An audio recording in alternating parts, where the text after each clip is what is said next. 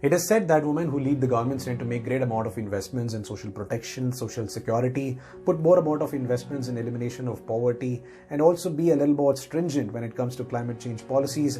And also when it comes to peace talk, they tend to be more enduring in their agreements.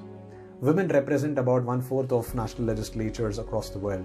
This planet is shared by 7 billion people, and this 7 billion people comprises 50% women and 50% men. Yet, in the national legislatures where decisions for the world are made, women tend to be minusculely represented, which means very, very less representation. Now, how do we rectify this and bring in a better future? Only by addressing this power imbalance. How do we do it? One such thing is give equal representation for women in company boards to parliament, in higher educational institutions to universities.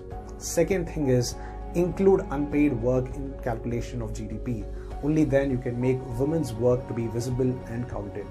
Remove all those barriers that restrict inclusion of women, for example, by giving in more amount of money, by targeting the credit, and also put in more investments when it comes to entrepreneurship of aspirations of women. And also bring in good amount of property rights that gives equal amount of importance to both men and women.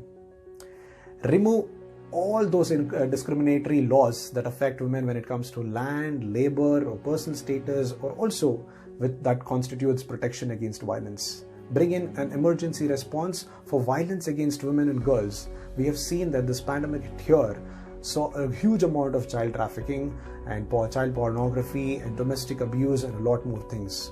Things like acid attack and rapes have increased dramatically over the years. It is said that about 88 rapes happen every day. Now, so taking these numbers into consideration, the government has to bring in good amount of emergency response plans so that women are at good reach to the consulars and also at good reach to the police and also good reach to the law that is equally entitled to them. Last but not the least, there should be a change in mindset which is basically raising good amount of public awareness, where there should be a systemic change when it comes to bias.